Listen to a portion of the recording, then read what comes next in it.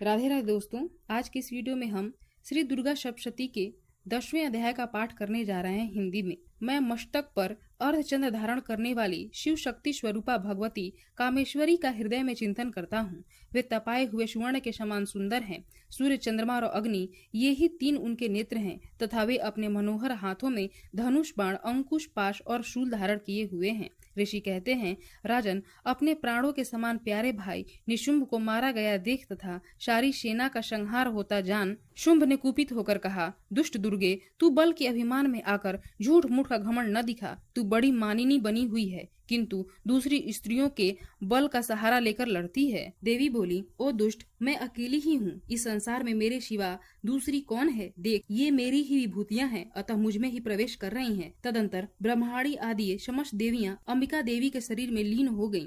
उस समय केवल अंबिका देवी ही रह गईं। देवी बोली, मैं अपने ऐश्वर्य शक्ति से अनेक रूपों में यहाँ उपस्थित हुई हूँ। उन सब रूपों को मैंने समेट लिया। अब अकेली ही युद्ध में खड़ी हूँ। तुम भी स्थिर हो आओ। ऋषि कहते हैं, तदंतर देवी और शुंभ दोनों में सब देवताओं तथा दानवों के देखते देखते भयंकर युद्ध छिड़ गया। बाणों की वर्षा तथा तीखे शस्त्रों एवं दारुण अस्त्रों के प्रहार के कारण उन दोनों का युद्ध सब लोगों के लिए बड़ा भयानक प्रतीत हुआ। उस समय अंबिका देवी ने जो सैकड़ों दिव्य अस्त्र छोड़े, उन्हें दैत्यराज शुंभ ने उनके निवारक अस्त्रों द्वारा काट डाला। इसी प्रकार शुंभ ने भी जो दिव्य अस्त्र चलाए, उन्हें परमेश्वरी ने भयंकर हुंकार शब्द के उच्चारण आदि द्वारा खिलवाड़ में ही नष्ट कर डाला।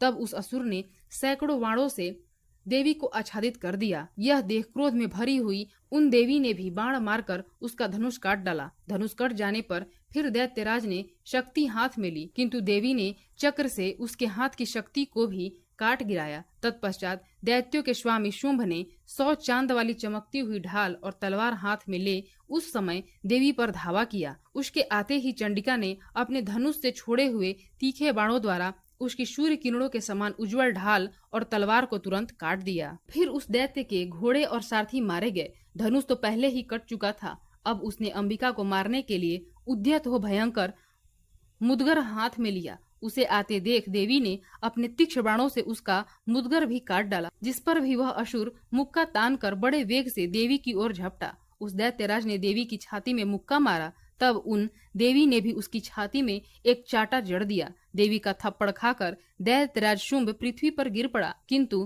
पुनः सहसा पूर्ववत उठकर खड़ा हो गया। फिर वह उछला और देवी को ऊपर ले जाकर आकाश में खड़ा हो गया।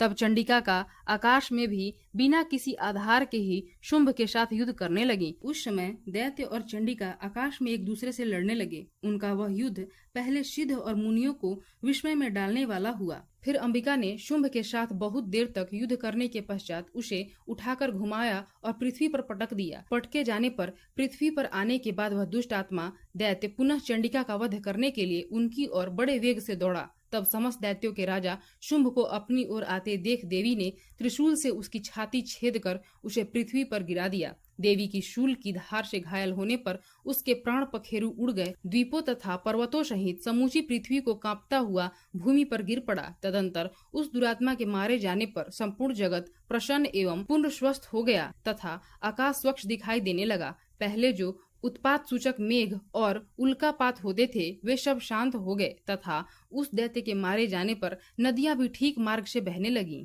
उस समय शुंभ की मृत्यु के बाद संपूर्ण देवताओं का हृदय हर्ष से भर गया और गंधर्व गण मधुर गीत गाने लगे। दूसरे गंधर्व बाजे बजाने लगे और अप्सराएं नाचने लगी। पवित्र वायु बहने लगी। सूर्य की प्रभा उत्तम हो गई।